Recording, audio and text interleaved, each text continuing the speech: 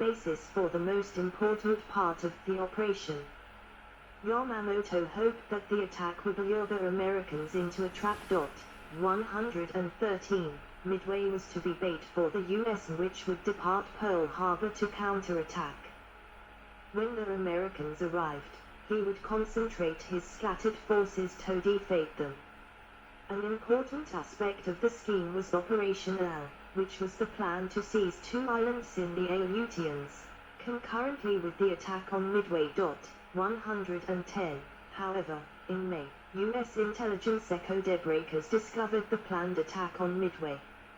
Yamamoto's complex plan had no provision for intervention by the American fleet before the Japanese had expected them. Planned surveillance of the American fleet in Pearl Harbor by long-range seaplanes did not occur as a result of an abortive identical operation in March. Japanese submarine scouting lines that were supposed to be in place along the Hawaiian Islands were not completed on time.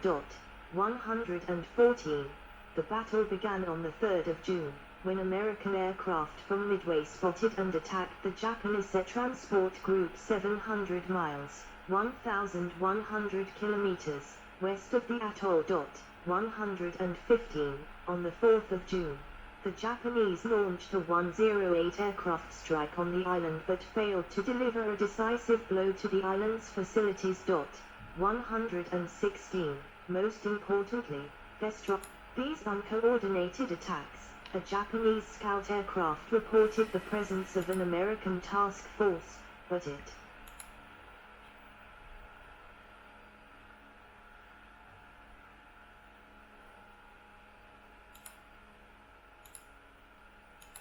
although they managed to sink a carrier, the battle was a disaster for the Japanese, as all three carriers that were committed to the battle would now be unavailable for the operation against Midway.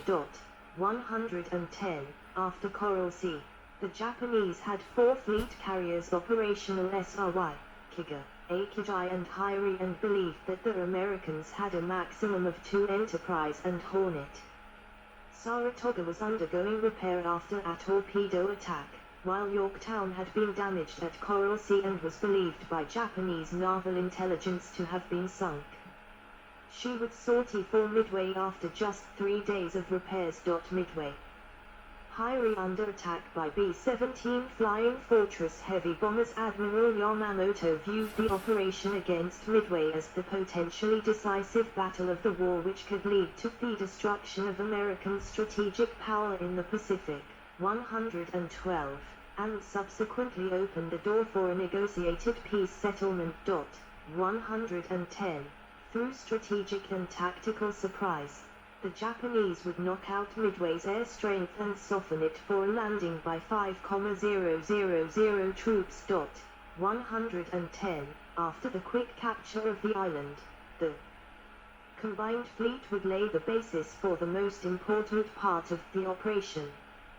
Yamamoto hoped that the attack would lure the Americans into a trap. 113. Midway was to be bait for the U.S. which would depart Pearl Harbor to counterattack. When the Americans arrived, he would concentrate his scattered forces to defeat them.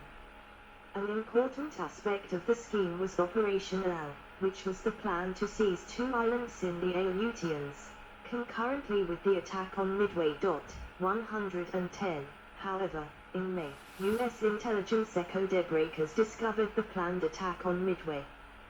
Yamamoto's complex plan had no provision for intervention by the American fleet before the Japanese had expected them.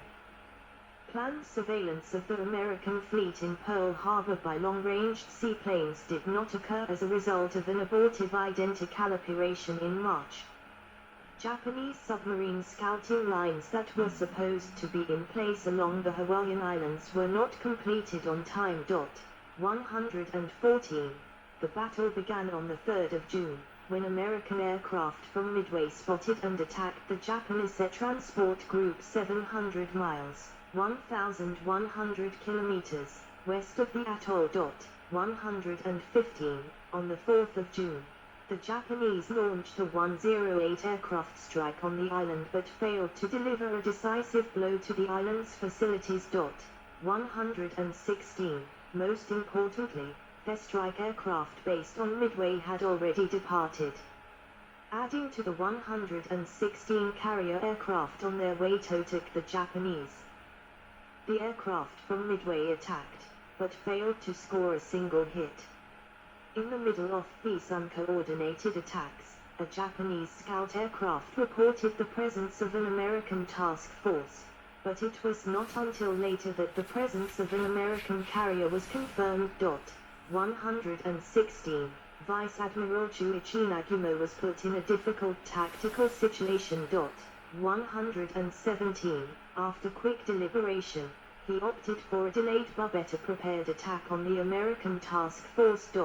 117. However, beginning at 10:22 am, American SVD Dauntless dive bombers surprised and attacked 3 of the Japanese carriers. 117.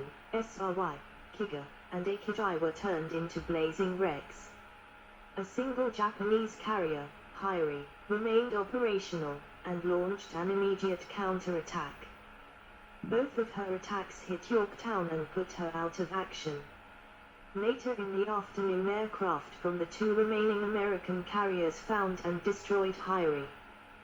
The crippled Yorktown along with the destroyer Haman were sunk by the Japanese submarine I-168.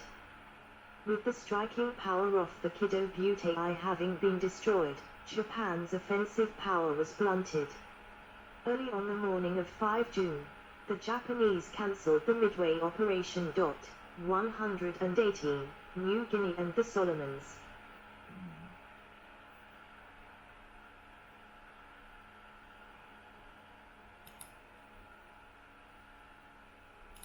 Japanese land forces continued to advance in the Solomon Islands and New Guinea.